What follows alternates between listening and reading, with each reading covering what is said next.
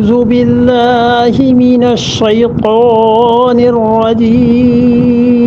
بسم الله الرحمن الرحيم ولو أن لكل نفس ظلمت ما في الأرض لافتدت به وأصروا الندامة لما رأوا العذاب وقضي بينهم بالقسط وهم لا يظلمون اعوذ باللہ من الشیطان الرجیم بسم اللہ الرحمن الرحیم 11ویں پارے میں سورہ یونس کی 54 نمبر آیت، اور اس میں اللہ تعالی نے ارشاد فرمایا ہے کہ وَلَوْ أَنَّ لِكُلِّ نَفْسٍ، اور اگر ہو لِكُلِّ نَفْسٍ ہر ایک انسان کے لیے. یہاں پر یہ جو لفظ نفس ارشاد فرمایا ہے، اس کے بارے میں کچھ مفسرین کا خیال یہ ہے کہ یہ اس سے مراد وہ آدمی ہے جو شرک کرتا رہا، اور وجہ اس کی یہ ہے جس وجہ سے ان کی بات واقعی وزنی ہے کہ پچھلی آیات کریمہ اس میں اللہ تعالی نے اپنے جس عذاب کا ذکر فرمایا ہے بار بار وہ ان لوگوں ہی کے متعلق فرمایا ہے جو لوگ شرک کرتے تھے، اور اسی پہ انہیں ڈانٹ پڑی کہ ماذا یستعجل منہ المجرمون، یہ مجرم آخر کس وجہ سے شور مچا رہے ہیں کہ خدا کا عذاب جلدی آ جائے. اور پھر اس کے بعد یہ بھی فرمایا کہ وَيَسْتَنبِئُونَكَ أَحَقٌّ هُوَ، اور یہ آپ کے پاس آتے ہیں اس بات کی خبر لینے،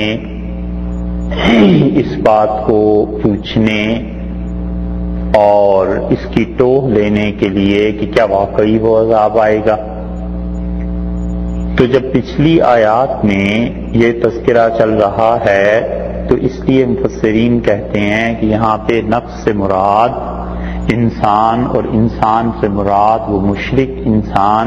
جو اللہ کے عذاب اور اس کی گرفت کا منکر تھا. اور اللہ تعالی نے اس کی حقیقت یہ ارشاد فرمائی کہ وَلَوْ أَنَّ لِكُلِّ نَفْسٍ، اور اگر ہر ایک شرک کرنے والے انسان کے لیے ظلمت، جس آدمی نے ظلم کیا ہے، تو جس نفس نے ظلم کیا ہے وہ بھی ہو سکتا ہے جو کوئی انسان گناہ کر لے، اور وہ گناہ چاہے کتنے ہی کم درجے کا ہو، کیونکہ اللہ تعالی نے یہ بھی ارشاد فرمایا ہے کہ لوگ ہم سے مانگتے ہیں، دعا کرتے ہیں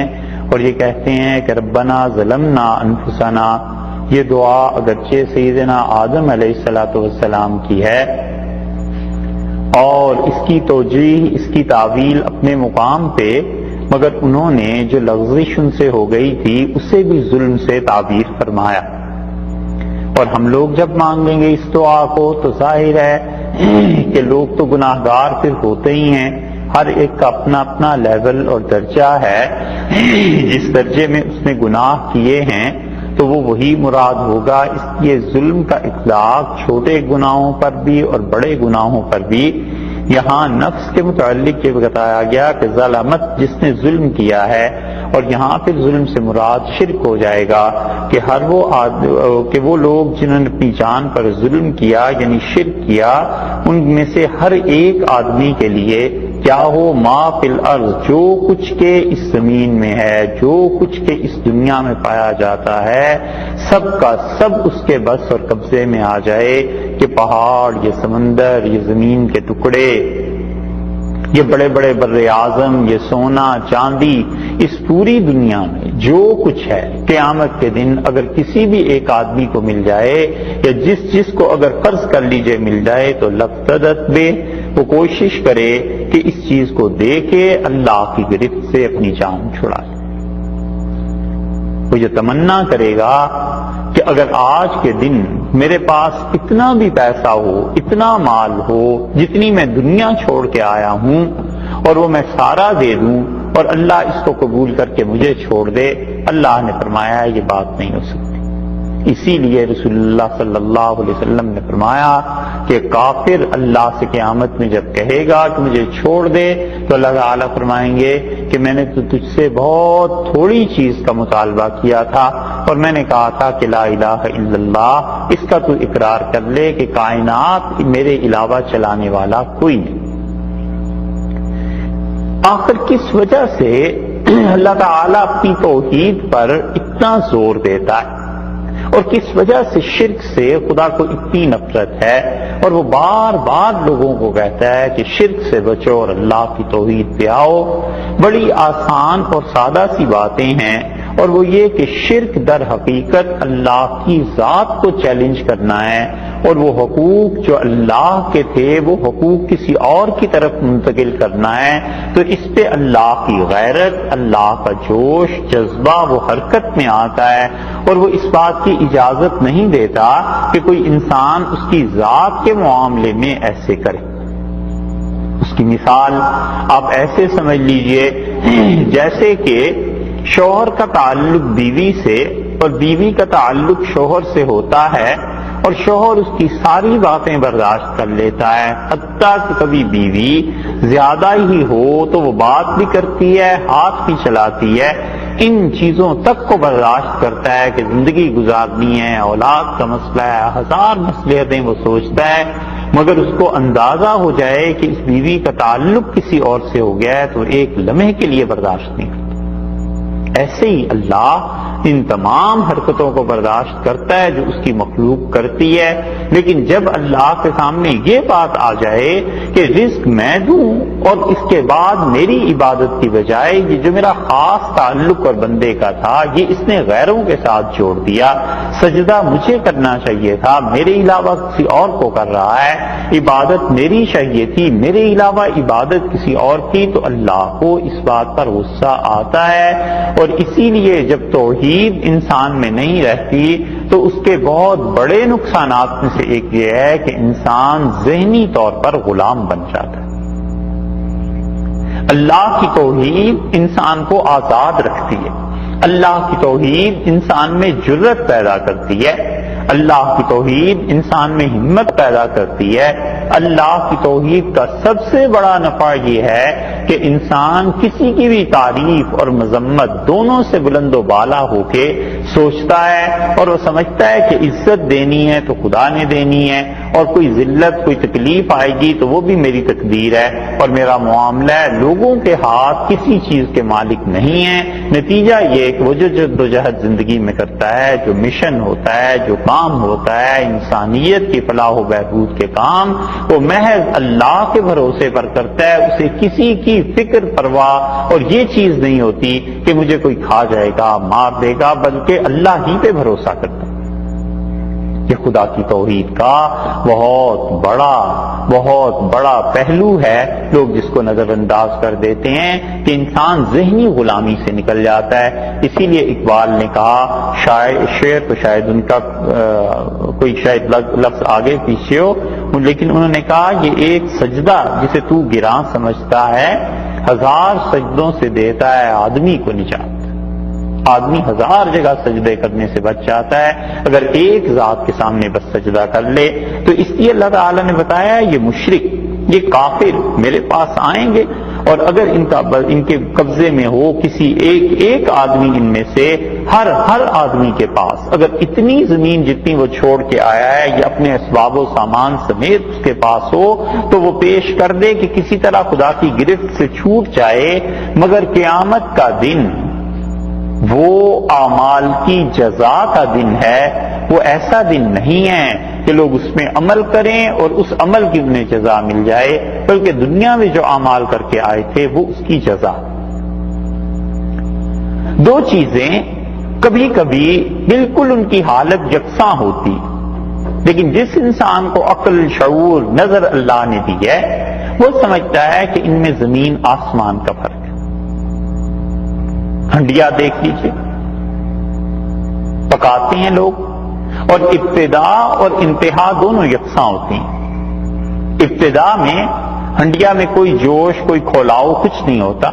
اور جب وہ پوری طرح تیار ہو جاتی ہے، پک جاتی ہے، پھر بھی ویسے ہی ہوتی ہے۔ تو درمیان کے مراحل میں ہوتا ہے اس کا کھولنا اور بھاپ کا بننا اور یہ چیزیں۔ ایسے ہی یہ جو اللہ نے کیفیت بیان کی ہے کسی بھی شرک کرنے والے آدمی کی، مومن انسان پر جب اللہ کے ساتھ تعلق کا غلبہ ہوتا ہے اور بندگی نصیب ہوتی ہے اللہ کی، اور اپنی نادانیوں پر نظر جاتی ہے اور اللہ کی قدرت، اس کی گرفت ان چیزوں پر نظر جاتی ہے، تو کبھی کبھی مومن کا بھی یہی حال ہو جاتا ہے کہ وہ کہتا ہے کاش کسی طرح جو زندگی میں گزر گیا ہے اس کی معافی ہو جائے اور اللہ کے سامنے پیشی سہولت اور آسانی اور اس کی خوشی کے ساتھ۔ حضرت عمر رضی اللہ عنہ نے اپنی وفات سے پہلے جو باتیں کہیں، صحیح بخاری میں ایک جگہ آیا ہے کہ امیر المومنین رضی اللہ عنہ نے فرمایا کہ اگر میرے پاس آج پوری کائنات ہوتی، دنیا پوری ہوتی اور ذہباً سونے کی بنی ہوئی ہوتی تو میں اللہ کی راہ میں دے دیتا، کہ انہوں نے کہا من حول المصلی، تمہیں پتہ نہیں ہے اب جو دنیا نئی آنے والی ہے، اب جو سورج طلوع ہوگا وہ طلوع پتہ نہیں کیسی ہوگی، اب جو صبح آگے آئے گی صبح اللہ ہی جانتا ہے کیسی ہوگی، مجھے اس کا خوف ہے۔ اسی لیے حضرت عمر رضی اللہ عنہ ایک جگہ اور بھی آتا ہے، وہ کہتے تھے کہ اگر یہ صدا آ جائے، یہ آواز آئے کہ صرف ایک شخص کی بخشش ہوگی اور باقی ساری دنیا جہنم میں، تو مجھے اللہ سے امید ہے میں وہ اکیلا ہی آدمی میں ہی ہوں۔ اور انہوں نے کہا کہ اگر یہ صدا آ جائے کہ سارے جنت میں جائیں گے اور ایک جہنم میں، تو مجھے ڈر لگتا ہے کہ کہیں میں ہی وہ شخص بھی نہ ہوں۔ یعنی اللہ کے کامل خوف اللہ کے ساتھ اور کامل امید اللہ سے۔ تو یہ بات جو اللہ تعالیٰ نے مشرکین کے متعلق کہی ہے، مومن انسان اس کا معاملہ کچھ اور ہے، وہ تو خدا کے حقیقی غصے یا اس گرفت سے ڈرتا ہے، اور کافر انسان یہ تو جب پہنچے گا تو اللہ نے کہا کہ ان کی حالت یہ ہو جائے گی کہ اگر ان کے میں سے کسی کے پاس پوری دنیا ہو تو یہ چاہے گا فدیے میں دے دے اور بچ جائے، وَأَسَرُّ النَّدَامَةَ، اور یہ لوگ کیا کریں گے؟ چھپائیں گے ندامت کو۔ یہ جو سرو کا لفظ یہاں آیا ہے، یہ لفظ جو ہے اس کے دونوں معانی عربی میں بنتے ہیں۔ پہلے بھی سورہ یونس میں مثالیں گزر چکی کہ ایک ہی لفظ کے دونوں معانی ہوتے ہیں۔ السرو کا لفظ عرب استعمال کرتے ہیں کسی چیز کو چھپانے کے لیے بھی، اور السرو کا لفظ استعمال کرتے ہیں کسی چیز کے اظہار کے لیے بھی۔ تو دونوں ترجمے کیے گئے کہ وَأَسَرُّ النَّدَامَةَ، اور ان کی جو پریشانی، جو شرمندگی ہے، وہ چھپائیں گے اپنی شرمندگی کو لما رأوا العذاب، جب خدا کے عذاب کو دیکھیں گے تو پھر یہ اپنی شرمندگی کو چھپائیں گے۔ اور دوسرا ترجمہ یہ کیا گیا ہے کہ وَأَسَرُّ النَّدَامَةَ، یہ شرمندگی، پریشانی، پشیمانی، اس کا اظہار کر دیں گے لما رأوا العذاب، جب خدا کے عذاب کو دیکھیں گے۔ تو دونوں طرح سے اس کے ترجمے کیے گئے ہیں، اور بعض مفسرین کہتے ہیں کہ در حقیقت دونوں ہی کیفیات یہاں مراد ہیں، کہ جب اللہ کے عذاب کو اول دیکھیں گے کہ خدا کا عذاب، اس کی مبادیات، اس کی ابتدا ہوئی ہے، تو یہ کوشش کریں گے کہ کسی طرح حوصلہ کریں، برداشت کریں، دیکھتے رہیں چیزیں اور کچھ نہ بولیں، اور جتنا وہ عذاب بڑھتا چلا جائے گا اتنی ہی یہ پریشانی اور ہول اور فزع کی کیفیت ان پہ طاری ہوگی، چیخنے چلانے لگیں گے اور اس شرمندگی کا اظہار کرنے لگیں گے کہ دنیا میں ہم نے کیا کیا۔ تو اللہ تعالیٰ نے ان کی ان دونوں کیفیات کو جمع کر دیا اور ایک لفظ لے آئے کہ وَأَسَرُّ النَّدَامَةَ، اور یہ اپنی پریشانی کو، اپنی شرمندگی کو چھپائیں گے۔ ندامت جو ہے وہ شرمندگی اور پشیمانی کے لیے استعمال ہوا، تو اس لیے فرمایا کہ اس چیز کو چھپائیں گے، اور اس کا اچھا ترجمہ، بہت اچھا ترجمہ شاہ عبد القادر صاحب رحمۃ اللہ علیہ نے کیا ہے، اور وہ کہتے ہیں کہ چھپے چھپے پچھتائیں گے۔ جب کوئی آدمی شرمندگی کی کیفیت طاری ہوتی ہے تو اپنے آپ کو چھپاتا ہے کہ سامنے نہ جانا پڑے جس سے شرمندگی ہے، تو چھپے چھپے پچھتائیں گے، یعنی اللہ تعالیٰ سے ایک طرح کا اپنے آپ کو چھپائیں گے بھی اور پچھتانا بھی ہوگا کہ زندگی کہاں گزاری لما رأوا العذاب، جب خدا کے عذاب کو دیکھیں گے۔ اس لیے سب سے بڑا مسئلہ قیامت کے دن بھی اور دنیا میں بھی یہی ہے کہ زندگی کہاں گزاری۔ بس اتنی سی بات ہے. اگر کسی انسان کو اس کا جواب معلوم ہو اور اطمینان ہو کہ زندگی کہاں گزاری، اس سے زیادہ خوش قسمت کوئی نہیں. اسی لیے رسول اللہ صلی اللہ علیہ وسلم نے بتایا ہے کہ قبر میں جو سوالات ہوں گے ان میں سے ایک سوال یہ بھی ہوگا. یہ تو 3 سوال تو ہر کوئی بیان کرتا ہے، معلوم نہیں اس حدیث کو پورا کیوں نہیں لوگ بیان کرتے. یہی بیان کرتے ہیں نا کہ اس سے پوچھا جائے گا کہ تیرا پروردگار کون تھا، اور نبی صلی اللہ علیہ وسلم کے متعلق، اور تیسرا کہ تیرا دین کیا تھا. حدیث میں آئے ہیں چوتھے الفاظ بھی کہ فرشتے اس سے اٹھائیں گے اور پوچھیں گے کہ ماذا فیکم، زندگی کہاں گزار کے آئے. بس اس کا جواب دے گا کوئی. اور حدیث میں اسی کے متعلق 5واں چوتھا سوال بھی آیا. ابو داؤد کی روایت میں آتا ہے رسول اللہ صلی اللہ علیہ وسلم نے فرمایا اس سے پوچھا جائے گا کہ خدا نے جو پیغام یعنی قرآن بھیجا تھا اس کا کیا کیا تم نے، اور وہ اقرار کرے گا کہ میں نے قرآن نہیں پڑھا، ما تلوتہ، میں نے قرآن کی تلاوت نہیں کی اور نہ میں اسے سمجھا تھا. اور فرشتے کہیں گے ما تلیت ولا دریت، نہ تو نے عقل سے کام لیا اور نہ تو نے خدا کی کتاب کو پڑھا. اور پھر اس کی پٹائی شروع ہوگی. اس لیے یہ سارے سوالات ہیں کہ زندگی کہاں پر گزار دی، اور یہ اس کا نتیجہ اور انجام ہے کہ اصل الندامت لما رأوا العذاب، خدا کے عذاب کو دیکھ کے وہ لوگ کیا کریں گے، شرمندگی چھپیں گے، پچھتائیں گے. یہی ہے کہ شرمندگی کا اظہار کر دیں گے، روئیں گے، چلائیں گے. وقضی بینہم، اور ان کے درمیان فیصلہ کر دیا جائے گا بالقسط، انصاف کے ساتھ. کس کس کے درمیان فیصلہ کیا جائے گا؟ اللہ تعالی نے لفظ یہ فرمایا کہ بینہم، ان کے درمیان فیصلہ کر دیا جائے گا. یعنی جو مشرکین اپنے پیچھے لوگوں کو چلا رہے تھے اور وہ چاہتے تھے کہ ان کی عبادت کی جائے، ان کا اور معبودوں کا فیصلہ کر دیا جائے گا. تو پھر اگر یہ تفسیر اختیار کر لی جائے تو تمام اللہ کے اچھے بندے تو اس فہرست سے نکل گئے، کیونکہ بینہم کا مطلب ہے ان کے آپس کے درمیان فیصلے ہوں گے. تو مشرکین وہ کوئی کچھ کہتا تھا، کوئی کچھ کہتا تھا، وہ تو وصیتیں